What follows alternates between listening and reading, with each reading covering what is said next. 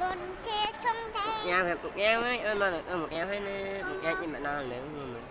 Một eo trên mặt đó nữa.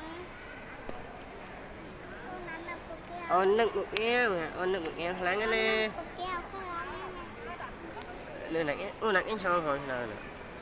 Nặng nữa. Nặng nghe. Nó nặng nè. Mẹ ơi nè.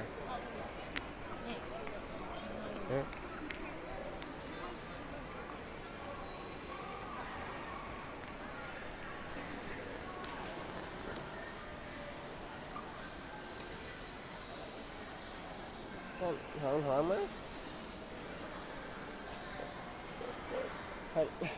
Hơn ơn ai? Muối.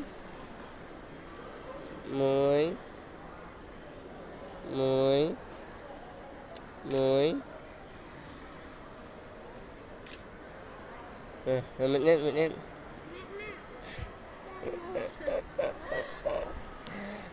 Nó bay lại nè.